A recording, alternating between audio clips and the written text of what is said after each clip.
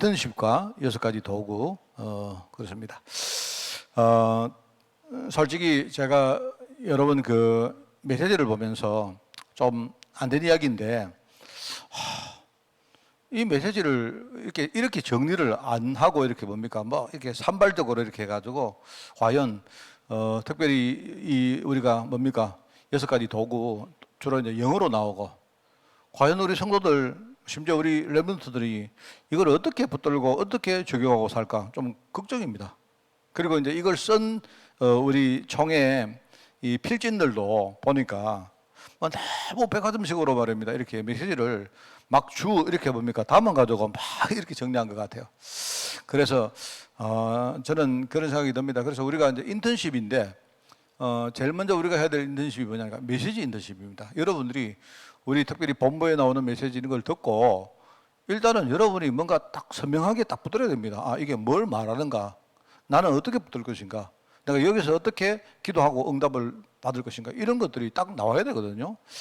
근데 이제 우리가 메시지 양도 많고 또 최근에 아까도 말했습니다만 자꾸 이제 영어 같은 거 이런 거 나오다 보니까 점점 이제 우리 교회 성도들의 어떤 일반하고는 좀 이렇게 뭔가 자꾸 멀어지는 거예요. 그래서 제가 눈치를 쭉 보면 한 60도까지 할 때부터 보니까 대부분이 뭐 60도까지 그렇겠지 정도 하고 그냥 뭐 그렇구나 뭐 이렇게 다들 계시는 것 같더라고요. 실제로 그 60도까지를 내 인생의 내 삶 속에 가까이 이렇게 하지 못하고 있다는 생각이 들고 그렇습니다. 특별히 이제 오늘 6가지 도구는 더더욱 내가 그런 생각이 들고 해서 제가 오늘 메시지를 보면서 좀 이렇게 조금 고민을 좀 하면서 이 메시지를 어떻게 우리 성도들에게 전달하고 적용을 시켜줄까 하는 그런 생각으로 오늘 메시지를 제가 준비를 해봤습니다. 오늘 이제 인턴십입니다.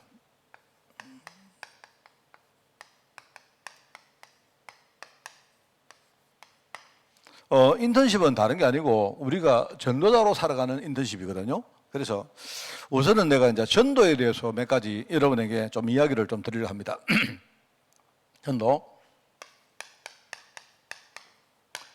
여러분이 전도에 대해서 이렇게 결론을 딱 내리는 게 저는 중요하다고 생각합니다. 첫 번째는요, 전도는 어렵다는 이야기입니다. 저는 전도는 매우 어렵다고 생각합니다. 이유가 있어요.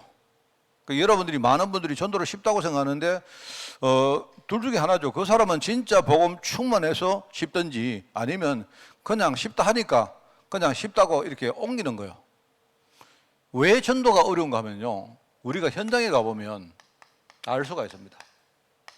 그래서 우리가 절대 불가능이라고 말을 쓰죠.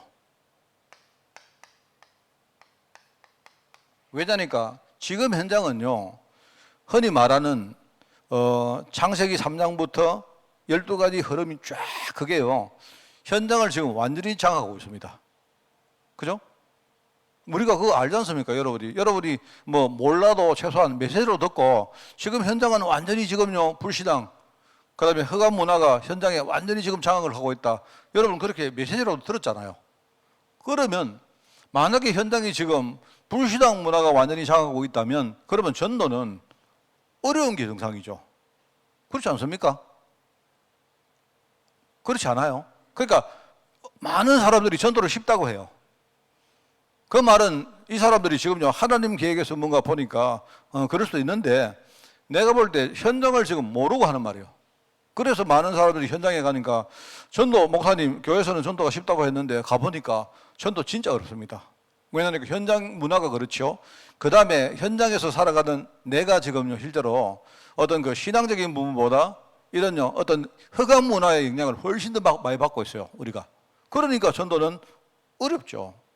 뭐 제가 잘 말해서 어려운 거고, 그리고 이걸 전도는 절대 불가능합니다. 그래서 여러분들이 현장의 눈을 가지고 전도를 보면 아 이거는 어떤 우리가 우리 힘으로 될 수 있는 그게 아니구나 이렇게 여러분이 답이 나는 게 그게 정상입니다. 맞죠? 그거는 정상이죠. 그런데 두 번째는 전도는 당연히 쉽다고 이게 결론이 나야 됩니다. 왜냐니까 현장 문제가 현장 문제로 끝난 것 같으면, 그런데 이게 영원히 불가능한 거지만, 근데 이 문제는요, 우리가 해결을 못하기 때문에 하나님이 오셨고 우리에게 이 문제에 대한 해답을 주셨습니다. 맞죠? 그래서 우리가 믿음이라는 눈으로 보면, 우리 신앙 믿음의 눈으로 볼 때는요, 전도는 하나님이 하시면 무조건 가능합니다. 근데 이걸 여러분들이 잘 알고 계셔야 돼요. 많은 분들이 전도는 목사님과 전도가 안 됩니까? 이런 말들은 그냥 내 느낌으로 하는 그런 말일 가능성이 훨씬 많아요. 그래서 우리가 지금요, 자꾸 우리가 복음만으로 들어가자 자꾸 이야기하는 이유는 뭐냐니까, 우리 힘으로는 전도는 불가능입니다.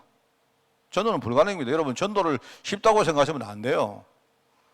예를 들어 옛날에 말입니다. 어떤 목사님이, 제가 지금도 기억나는 어떤 목사님이 그러시더라고요. 막 우리 교회는 막 전도 잘 되는데 이러더라고요. 글쎄, 내가 볼 때는 그 교회가 전도 잘 되는 게 아니고 뭔가 프로그램을 잘 써가지고 사람들을 끌어모으는 걸 잘하니까 뭐 전도가 되는 것처럼 보이는데 그렇지 않다니까요. 전도는 정확하게 말하면 전도는 불가능입니다. 그런데 하나님께서 진짜 전도 문 열어주시면 그거는 할 수 있는 거예요. 그죠? 그래서 우리가 자꾸 이제 60도까지 이야기를 하면서 복음 속으로 자꾸 들어가자 하는 이유가 그겁니다. 내 힘으로 안 되기 때문에. 내가 아니고 하나님이 지금 성령으로 내 안에 계시는데, 바로 성령님이 하시는 전도, 우리가 그걸 실제로 체험을 해야 안 되겠습니까? 그리고 이제 세 번째, 여러분이 한 가지는요, 여러분이 전도를 어렵다고 생각할 필요가 없습니다. 이거 여러분이 딱 두 개가 여러분이 딱 이해가 되어지면요, 그러면 현장에 하나님이 쓰시는 많은 도구가 있어요. 이렇게. 그래서 이걸 가지고 우리가 이거 절대 불가능이다, 절대 가능이다, 이게 하나님 주시는 절대 응답을 하는 거예요. 요게 뭐냐니까, 요게 우리가 지금 말하는 6가지 도구입니다. 현장에는요, 그래서 이제 도구를 여러분들이 또 이거 6가지를 또 외우려고 하지 마세요. 그냥 쉽게 생각해요. 내가 만약에 말이라도 내가 따뜻하게 할 수 있다면요, 그죠? 그러면 여러분 있지 않습니까? 현장에 많은 사람들이 지금 어떤 위로를 원하는 사람도 많거든요. 그러면 나는 복음은 잘 못 전하는데, 내가 메시지는 잘 못 전하지만 나는 사람이 인격적으로 굉장히 사람이 따뜻하다. 그러면요, 전도 잘할 수 있어요. 그냥 하나님이 나의 따뜻함을 쓰시면 되는 거죠. 그렇잖아요? 만약에 나는 다른 거는 못하는데, 나는 부끄러움이 많아서 직접 뭘 말하는 건 못하고 난 뒤에서 조용히 기도하면서 내가 누구를 위해서 기도해 줄 수 있다, 그러면 그렇게 하면 돼요. 하나님이 내 성격을 하나님이 쓰시면 되잖아. 그렇잖아요? 그 현장에 지금요, 이런 많은 도구가 있는데 우리가 이 절대 응답을 모르고 놓치고 못 받으니까 그런 거예요. 이게 참 중요한 말입니다, 여러분.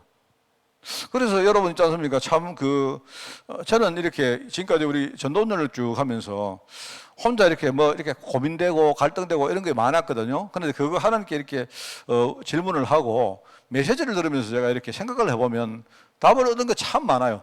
제가. 그래서 이런 겁니다. 그러니까 이걸 찾기만 하면 여러분이 굳이 전도 진짜 어렵구나 그렇게 생각할 필요 없습니다. 전도를 해야 되겠는데 우리 교회는 어떻게 전도할까요? 이렇게 생각할 필요가 없어요. 현장에 나가보면 우리가 전도하는 데 쓸 수 있는 그런 많은 도구들이요, 너무 많습니다. 우리가 그걸 응답으로 몰라서 못 누려서 그렇다니까요. 그걸 놓치니까 그런 거예요. 그래, 저는 제가 지난번에 이야기했죠. 이제 좀 우리 이번에 기도 메시지가 끝나면 아마 다음 주나 골든벨을 언제 할지 모르지만 골든벨이 끝나면 한 연말까지 우리 성도들에게 이걸 여러분이 훈련이라고 생각하지 마시고, 그죠? 우리가 가지고 있는 자질들이 있습니다. 근데 그런 것들을 찾고 또 조금만 우리가 거기에 이렇게 뭔가 치유받고 막 이렇게만 해도 전도할 수 있는 게 참 많아요. 그 중에 이제 많이 있습니다만은 그 중에 하나는 내가 볼 때 일단 언어입니다, 언어. 그럼 언어를 여러분이 말을 잘해라 그런 뜻이 아니라니까요. 그런 의미가 아니고 우리가 말을 할 때 어떤 것을 우리가 유념하고 해야 될까, 이런 이야기를 여러분하고 좀 이렇게 나누려고 하는 거예요. 그리고 또 하나는 이제 여러분 자신을 살리는 묵상입니다. 이 묵상을 여러분이 자꾸 하면 사람이 굉장히 많이 바뀌고요. 그리고 내가 굉장히 이렇게 성장한다는 것을 느낍니다. 스스로. 그러면 내 인생 자체가 굉장히 지금 충족되어지죠. 그러면 여러분 굉장히 달라집니다. 그리고 또 한 가지는 이제 우리가 흔히 말 많이 해왔던 규모입니다. 규모. 그죠? 규모. 뭐 우리가 늘 말하는 뭐 우리 건강도 있고 경제도 있고 또 여러분 우리가 지적인 규모도 참 필요해요. 우리 많은 어른들이 아이고 뭐 목사님 내가 지금 늙었는데 무슨 지적입니까? 그런 뜻이 아니고요. 좀 우리가 뭘 생각을 하는 그런 규모를 말하거든요. 막 그런 것들. 또는 제가 볼 때 내게 맡겨진 일들 있잖아요. 여러분이 집에 가면 가장이고 또 교회에서는 중직자고 또 여러분이 뭐 예컨대 직장이나 뭐 여러분 현장에 어떤 맡고 있는 여러 가지 여러분의 직분들이 있지 않습니까? 뭐 이런 일들을 내가 어떻게 할 것인가 이런 것들. 그다음에 또 하나는 중요한 게 인간관계입니다. 관계죠. 이런 부분에 조금 여러분하고 이렇게 좀 이야기를 좀 나눌까 해요. 근데 제가 그렇게 하려고 하는 이유는 이런 겁니다. 제가 코로나 시대를 쭉 이렇게 이제 지나가면서 저는 우리 교회의 패러다임을 어느 정도로 완전히 바꿔야 된다고 생각합니다. 그렇지 않으면 살아남지를 못해요. 왜 그런가 하니까 이거는 여러분과 제가 이렇게 우리가 거짓말하고 하면 할수록 손해입니다. 우리가 시골 지역에 있고, 그죠? 지금요 젊은 청들도 갈수록 뭡니까? 시골 지역에 사람들이 숫자가 줄어들고, 그건 우리만 이야기가 아니고 학교도 줄어들고, 지금요 그렇게 된단 말입니다.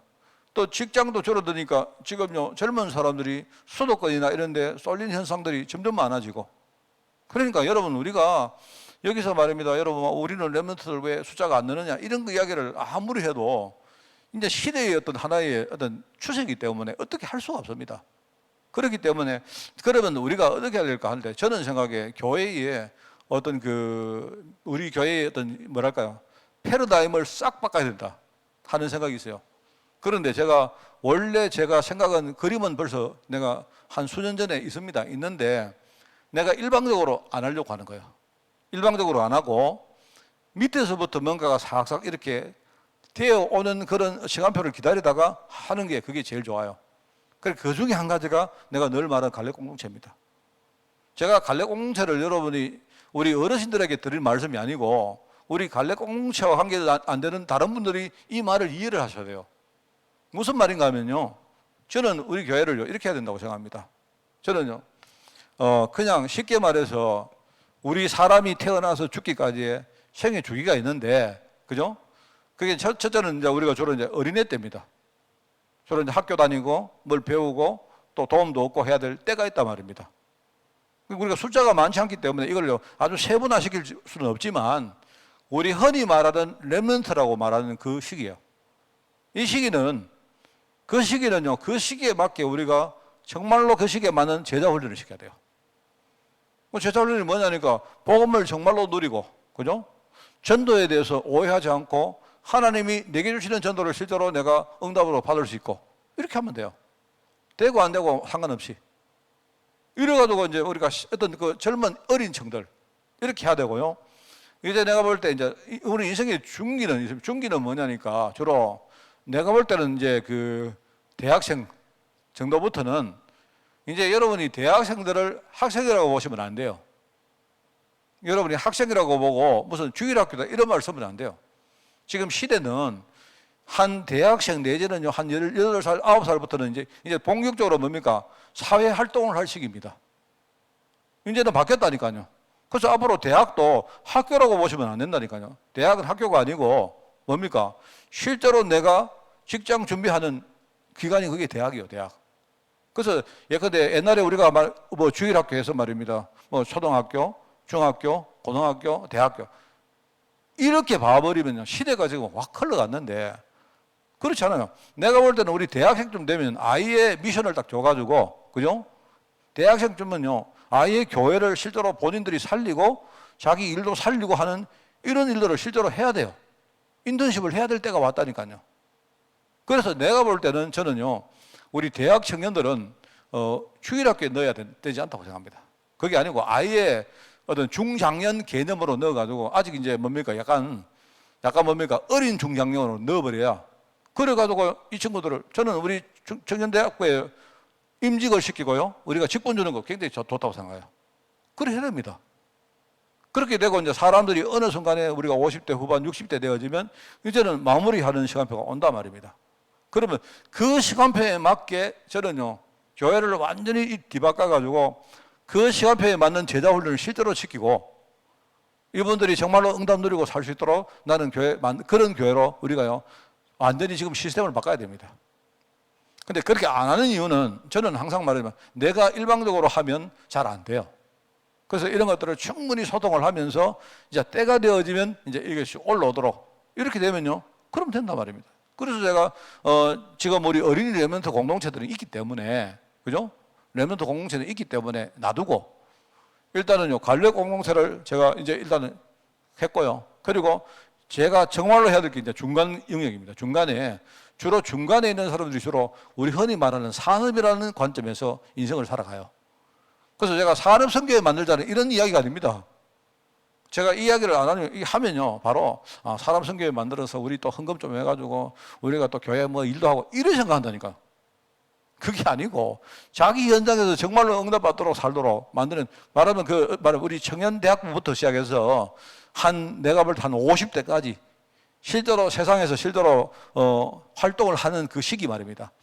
이때 이분들을 우리가 진짜요, 거기서 응답받도록 제작해야 돼요. 이거 못하면 다 날리는 겁니다. 그래서 제가 가요 공동체라는 이름으로 제가 지금 기도했고요. 그 다음에 여러분에게 지금 일단은 내가 선을 비웠습니다. 이렇게 하려고 생각한다고 했다. 이 말은 산업 선교회 만들자 이렇게 받아들일까 싶어서 내가 아직은 이야기 안 하는 거예요. 그래서 저는요, 그게 그 공동체의 구심점이 될 소수의 사람들이만 나오면요, 저는 갈래 공동체와 함께 제가 할 겁니다.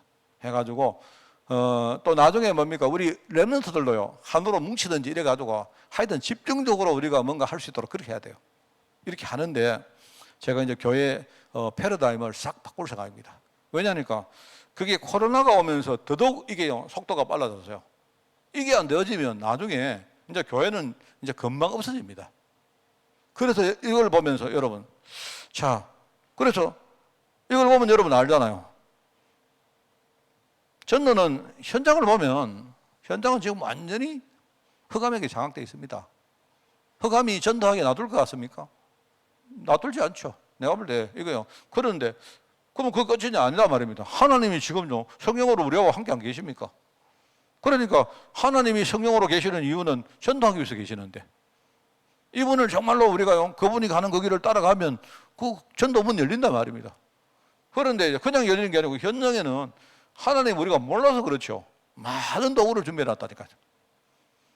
이런 것부터 우리가 눈을 열고 가르치고 배우고 개인적으로 붙들고 기도하게 만들고, 또 혼자가 안 되면요, 서로 함께 소통하면서 이렇게 중요한 이런 것들을 나누고 하는 그런 교회로 만들어야 돼요.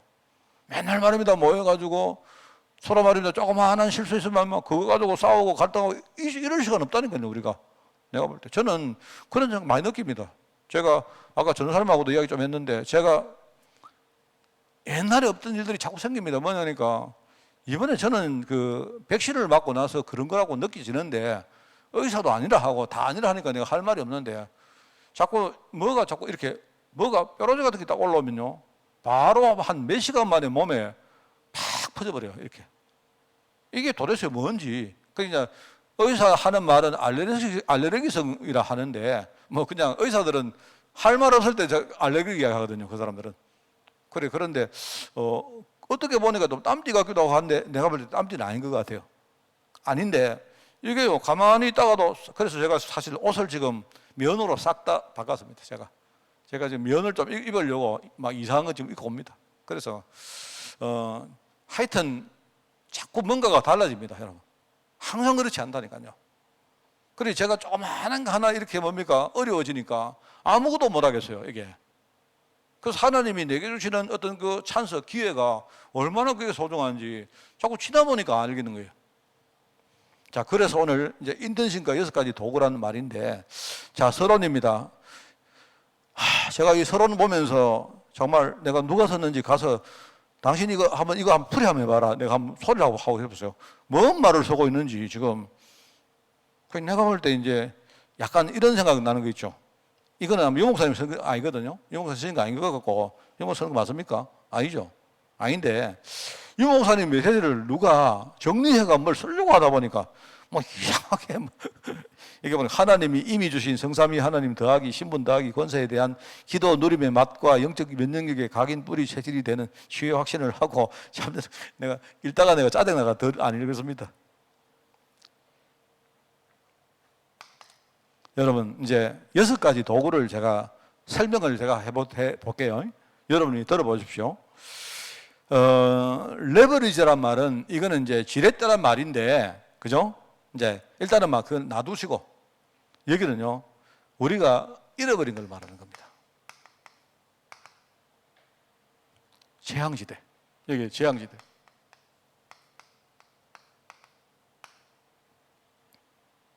이게 뭐냐니까 레버리지란 말은 조그마한 거 요게 나중에요 큰 영향을 준다는 말이거든요. 지렛대는 말은 여러분 알죠? 지렛대. 우리가 무거운 물건을 들 때 직접은 못 들지 않습니까? 그러니까 우리가 뭔가 이런 뭡니까 여러 가지 짝대기나 이런 걸 가져가서 이거를 이제 드는데 그냥은 안 되니까 그 밑에다가 조그마한 지렛대를 하나를 딱 공구면요 어떻게 됩니까? 그 지렛대가 작은데 그 지렛대 원리로 뭡니까 큰 돌을 넣을 수가 있어요.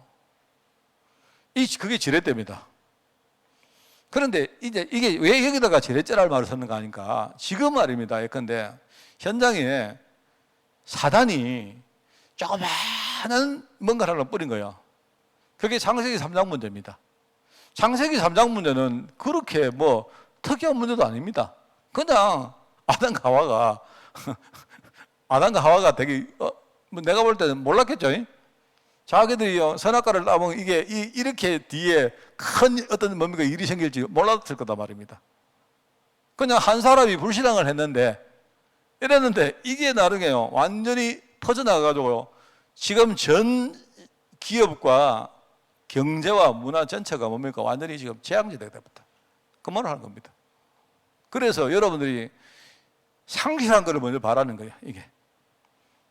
근데 재앙지대의 특징은 뭐냐니까 이게 지금 뭔가가 불화하고 분열되어 있고 이러니까 자꾸 말입니다. 서로가 어떤 분열 때문에 전쟁까지 막 이렇게 일어나고 있다 이 말입니다. 조그마한 문제 하나가. 그런데 하나님이 이때에 우리에게 큰 걸 요구한 게 아니라 말입니다. 말하자면요. 이 지금 재앙지대 앞에서 우리가 하나님은 다른 거 하지 말고 조그마한 단 하나 사라는 거예요. 하나님께서. 그게 바로 하나님 주시는 언약입니다. 그래서 우리가 이제 이 재앙지대를 볼 때는 뭘 봐야 됩니까? 흔히 말하는요, 우리 3가지 함정이라 하잖아요. 여러분 아시죠? 여러분 이제 3가지 함정 뭔가 정도는 알아야 되죠. 내가 한 몇십 번은 이야기했기 때문에 그거 모르면 여러분은 또 뭐 간첩 아니겠습니까? 그럼 3가지 함정이 뭐다? 지금요, 창세기 3장, 6장, 11장. 이 문제가 지금요, 별거 아닌 게 많은데 이게요 가면 갈수록 점점 뭡니까 사람들을 속여가지고 지금요 알고 보니까 11장쯤 가니까 전체가 전부 다 뭡니까 완전 재앙지대 되어버렸다 이 뜻입니다. 근데 하나님은 그때에 아브라함을 불러놓고 뭐랍니까? 아브라함 보고 네가 단을 사라. 하나님 주시는 언약 딱 붙들고 단을 사라는 거예요. 그 이야기입니다 여러분. 그래서 여기 하나님 앞에 단을 사는 자가 되라 했고요 창세기 37장 그 다음에 출애굽기 2장, 그 다음에 한나, 사무엘, 갈멜산, 쭉 우리 다 알고 있는 거죠. 이게 흔히 말하는 레버리지라는 겁니다. 레버리지. 제가 이제 우리 어르신들이 많고, 사실 이거 어른이 아니라도 보통 우리 학교 다니는 사람들도 이 레버리지 이러면 레버리지가 뭔데요? 이래요, 레버리지가. 나는 레버리지를 좀 원래부터 알고 있는데, 레버리지는 뭐냐니까 여러분 집 살 때, 보통 우리가 잘 쓰는 게 뭐냐, 집 살 때 여러분이, 나는 지금 종잣돈이 1억짜리 집을 사는데, 나는 지금 돈 한 1,000만 원밖에 없는데요. 그러면 뭐하니까? 그러면 여러분 우리 흔히 말하는 거 아닙니까? 그러면 대출도 끼고, 그 다음에 뭡니까? 또 그 다음에 뭡니까? 전세 자금도 끼고, 이래가지고 돈 조그만 있는 거 그거 가지고 말입니다. 지렛대로 삼아가지고, 지렛대는 사실을 빌리는 게 지렛대죠. 그죠? 그래가지고 사는 겁니다. 그때 쓰는 말이 이제 그 부채가 뭐냐니까 그게 레버리지거든요. 내가 신용으로 부채를 얻어가지고 내가 우리 집 담보로 대출을 얻어가 그걸 레버리지라고 말합니다. 보통 나가면요. 그러면 이제 그거는 뭐냐니까 하여튼 십시일반으로 조금씩 뭘 모으면 큰 집을 내가 살 수 있다 이 뜻입니다. 그죠? 그런 의미에서 레버리지죠. 근데 이제 세상에는 레버리지를 잘못하면 난리가 나죠. 내가 뭐 금리가 살 때 내가 부채 얻었는데 금리가 올라 버리면요, 나중에 이 부담이 너무 돼 버립니다. 그죠? 이제 반대로 되는 거죠. 똑같습니다, 여러분. 이거는 우리가 잃어버린 거, 상실한 걸 말하는 겁니다. 지금 세 가지 함정에 빠진 현장이 지금 완전히 재앙지대가 됐다는 그런 이야기입니다. 여러분 그렇게 이해하시면 돼요. 우리가 전도라는 관점을 볼 때는 그렇단 말입니다. 그러니까 지금 여기에 사람들이 전부 다 속고 있어요. 속고 있는 게 있단 말입니다. 그게 사각지대입니다. 사각지대란 말은 원래 있는데 눈에 안 보인다 이 뜻입니다. 우리가 차를 타고 가다 보면, 그죠? 사각지대란 말은 원래 있는데 없는 게 생긴 게 아니고 있는데 내 눈에 거기요 이상하게 딱 사각에 들어가지고 안 보인다는 말이거든요. 말하자면요, 지금 내가 여기서 여러분을 보고 있기 때문에 여기 피아노 뒤에 저기는 제한테는 사각지대입니다. 그죠? 근데 저기 계시는 박춘현 집사님은 저기가 보이잖아요. 그러면 이제 집사님은 사각지대가 아닌데 내한테는 저기 사각지대인 거예요. 내가 이제 저기 있는데 그 뒤에 누가 꼬맹이가 숨어 있으면 내 눈에 안 보이는 겁니다. 그죠? 지금 뭐냐니까 현장에 지금요 완전 사단이 자꾸 우리를 못 보게 자꾸 미혹을 하고 있고 속이기 때문에 지금 자꾸 말한다 사람들이 전부 다 속아가지고 완전히 사각지대에 지금 묶여 있는 거예요. 그래서 여기 나오죠. 속임수에 걸리는 세상 사람들, 뉴에이지, 프리메이슨, 유대인 조직 이렇게 말합니다. 그러니까 이거를 우리가 메시지로 다르게 말하면 바로 세 가지 틀입니다. 점술. 그러니까 점집에 가서 점 치는 사람이 점을 치니까 표가 나죠. 근데 그게 아니고 우리도 있죠. 우리도 보통 살아갈 때 우리도 점 같은 이야기 많이 합니다. 점 같은 이야기 합니다. 꼭 그거는 우리가 점 보는 사람이 이야기하면 안 속지만 우리가 하나님의 복음 언약 말고 하나님의 약속 말고 다른 걸 우리가 그거 가지고 말입니다. 점거치 말입니다. 하는 사람 얼마나 많은지 몰라요. 그 중에 제일 대표적인 게 누구냐? 종교인들인데요. 종교인들은 자기의 신념을 점처럼 생각합니다. 하나님, 내가 오늘 열심히 기도하겠습니다. 내가 하나님 열심히 기도하면 하나님 반드시 들어줄 겁니다. 그거는 지가 점친 거지, 지가.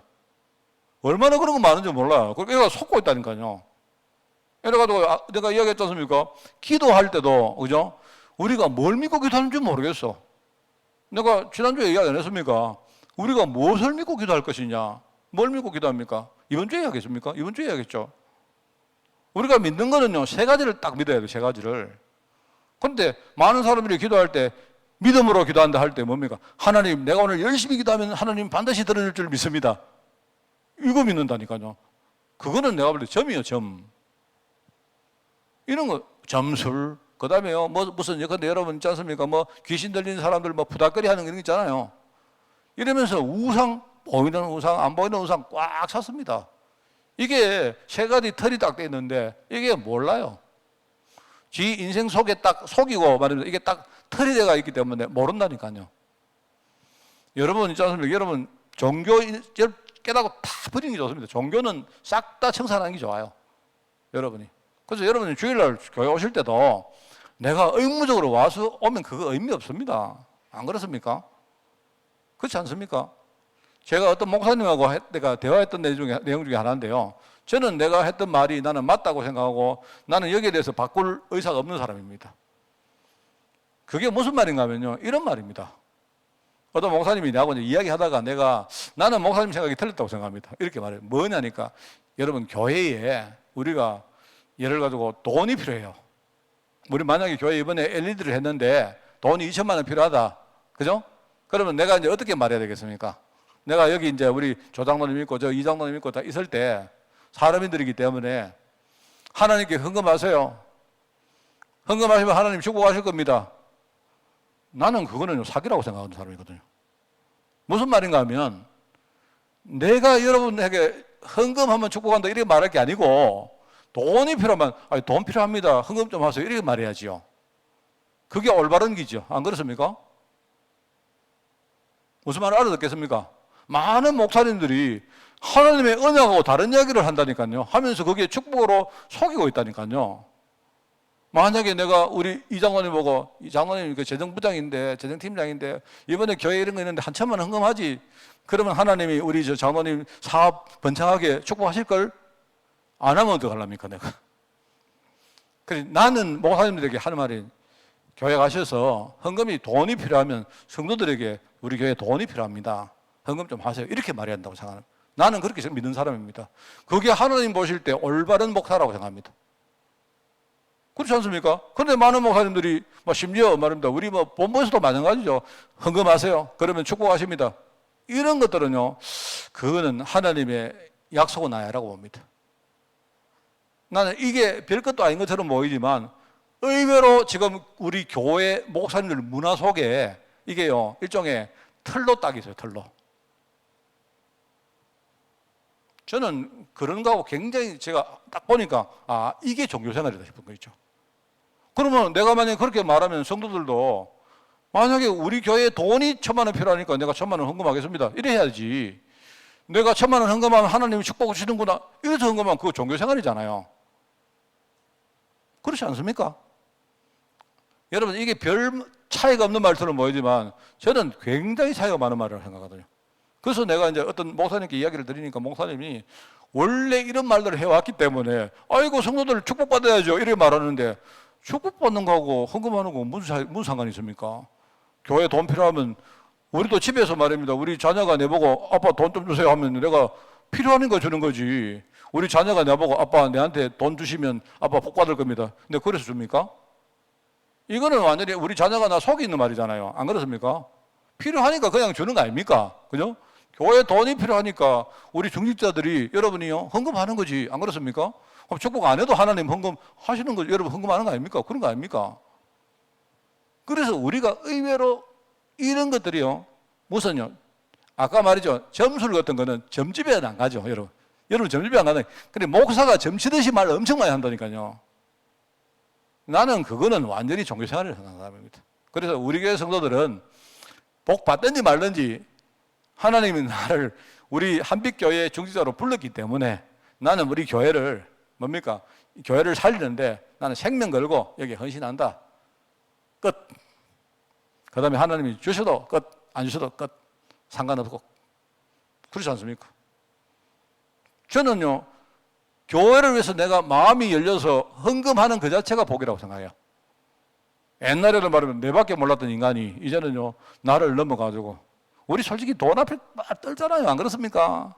막 돈이 말입니다. 어느 날, 아, 나는 돈이 주인이 아니야 해놔놓고요. 또 돈 앞에 떨어요. 이 돈이 주인이라니까. 그게 내가 거기서 과감하게 내가 해방되었고, 그죠? 내가 주시는 이 물질 가지고 하나님의 은혜 따라서 내가 쓰고, 그죠?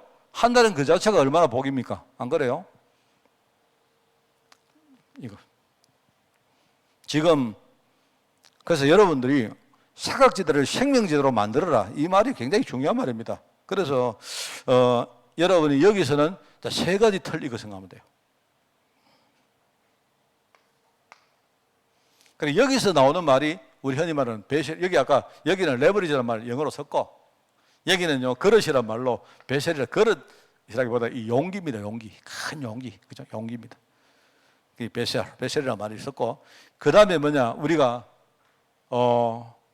상실한 걸 봐야 되고, 잃어버린 걸 봐야 되고, 그 다음에 속고 있는 걸 우리가 봐야 되고, 그러면서 뭡니까? 그러면 여기서 우리가 회복할 게 나오죠. 회복할 거 나옵니다. 그래서 회복하는 거는요, 이거를요 황금언약이라고 말해요. 이거 보면 지금 이거는 상실이라고 했고, 그죠? 지금 현장에는 지금 우리가 치유할 게 굉장히 많습니다. 치유할 거. 그래서 이게 치유가 뭐냐니까, 이게 우리 흔히 말하는 6가지 올무입니다. 6가지 올무. 그들에게 우리가 복음을 전하면, 트랜스미션이라는 말은요, 일종의 여러분이 전도라고 생각하면 돼요. 전도. 지금 세상 현장에는 지금 사람들이 6가지 올무에 빠져가지고 이 6가지 문제가 뭡니까? 예컨대 영적 문제, 정신 문제, 육신 문제, 삶의 문제 막 이런 눈에 보이는 많은 문제 있거든요. 뭐 심지어 가정 문제, 경제 문제 많이 있단 말입니다. 그거를 정리하니까 우리가 6가지로 정리한 거지. 그죠? 보이는 것과 보이지 않는 것으로 또 지금 우리에게 있는 것과 미래에 우리가 물려주는 것으로 이렇게 정리하다 보니까 6가지로 정리한 거지. 그 안에는요, 수많은 문제가 있어요. 사람들이 마음에 평안이 없고 살기 싫고 살긴 사는데 억지로 살고 그죠? 지옥같이 살고 그리고 문제가 없으면 좋은데 문제도요 막 이런 문제 저런 문제 막 시달리고 뭐 그렇습니다. 그리고 세상에 뭡니까 여러 가지 환경 때문에 온 문제도 있지만 지가 스스로 말입니다 허전하니까 지가 살면서 막 만들어 가지고 여러 가지 중독하고 뭐 이런 문제도 엄청 많아요. 그런데 세상에는 뭐 하느냐? 이 틀린 치유를 하고 있다 말입니다. 세상에는. 그래 명상이나 기운동이나 정신적. 그래서 우리가 진짜 복음 가지고 치유할 수 있는 내가 볼 때 여러분 현장에 가면요. 이런 여러 가지 도구들 천지입니다. 천지.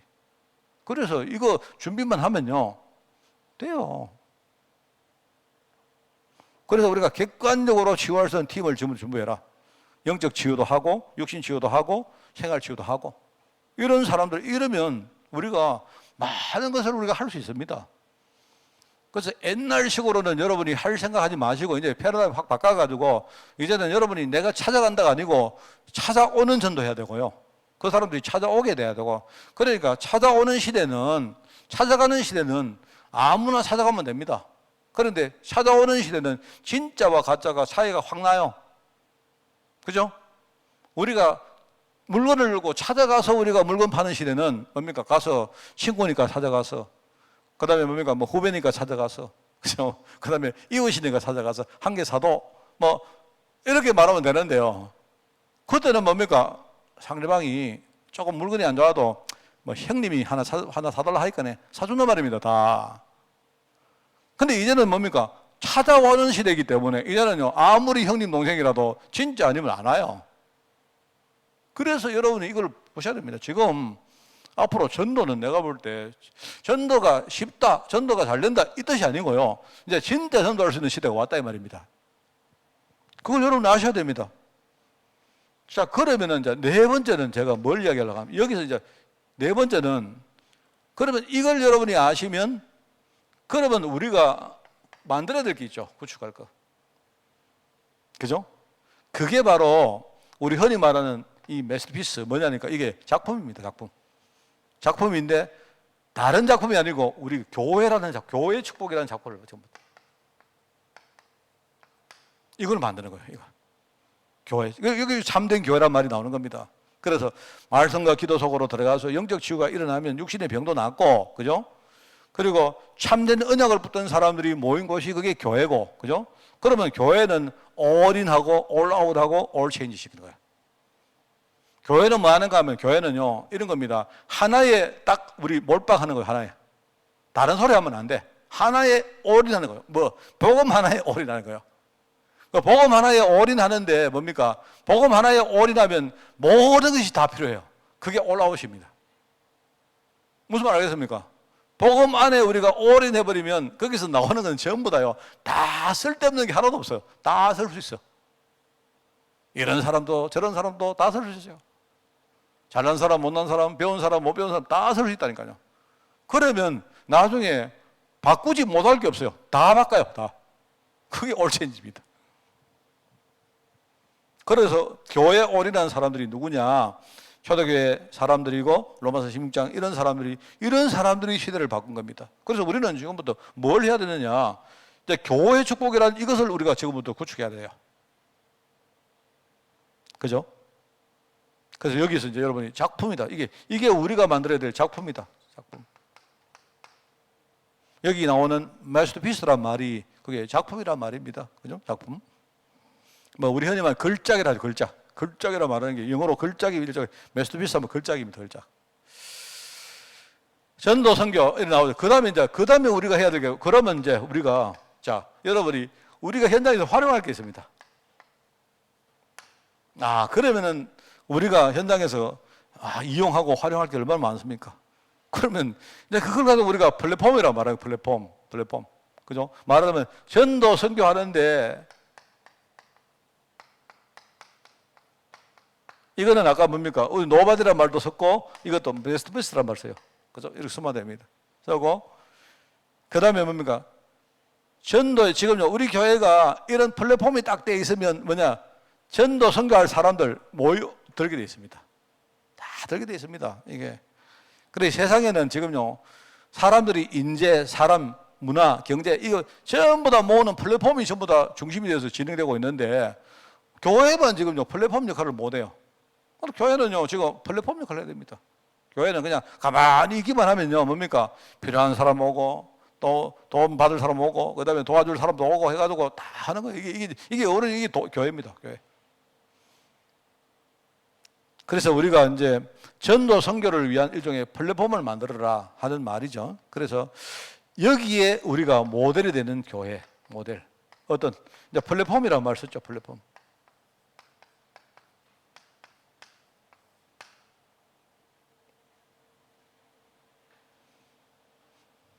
조금 교회는요 이렇게 할 수 있으면 좋습니다.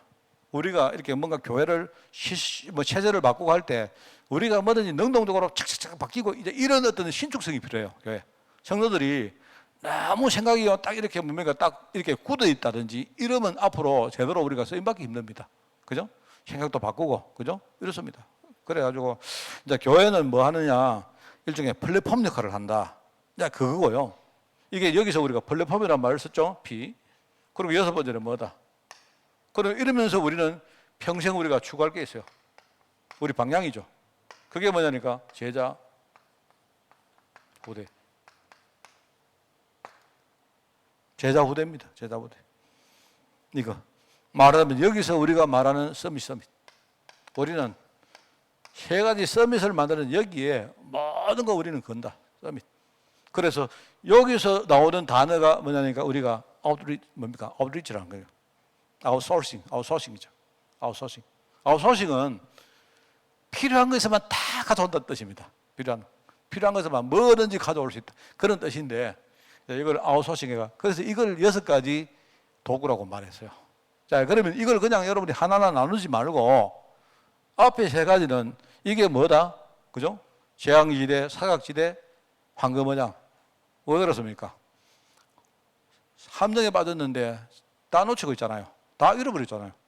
근데 왜 그런가 보니까 사람들이 요속에 빠져가지고 다 속고 있거든요. 못 보고 있단 말입니다. 그런데 하나님이 여기서 우리에게 복음을 줬기 때문에 우리가 정말로 뭡니까? 제대로 복음 가지고 서면 앞으로 살릴 사람들, 살릴 현장 꽉 있습니다. 왜요?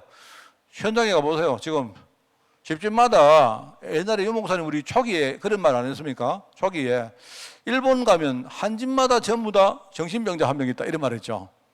그래 그때 이제 우리 일본에 계시는 어떤 그 목사님이 막 화를 막 내셨다. 목사님이 너무 이게 몰라서 하는 말이다. 내 말은 이제 그만큼 영적 시달리는 사람 많다 이 말을 이제 좀 이렇게 강조하려고 하신 말인데 그런데 지금 우리나라를 보면요. 아까도 보세요. 6가지 올무 가운데 빠진 집이 하나도 없습니다. 집에 가보시면요. 전부 다 눈에 보이는 병, 눈에 안 보이는 병, 그죠? 그 다음에 뭡니까? 뭐, 천지입니다, 여러분. 그렇기 때문에 여러분, 우리가 이제 치유라는 이걸 제대로 여러분이 딱 언약의 말씀으로 붙들어야 됩니다. 그러면요, 살릴 사람 천지입니다, 지금. 천지죠. 그래서 저는 앞으로 우리 전도팀들이 탁 일어나가 말입니다. 현장에 가보세요. 우리 어르신들 가보면요. 할머니들, 할아버지들 편찮으신 게 중요한 게 아니고요. 마음에 도대체 어떤 안식이나 이런 게 거의 없습니다. 이분들에게 가서 말하면 힘주고. 그러면요. 얼마나 놀라운 이야기입니까? 이런 팀들을 우리 교회가 가동시켜야 된다, 이 말입니다. 억지로 하는 게 아니고. 저는 내가 볼 때 우리 그 관례공동체 팀들 보면요. 이미 딱 준비 다 돼 있어, 내가 볼 때.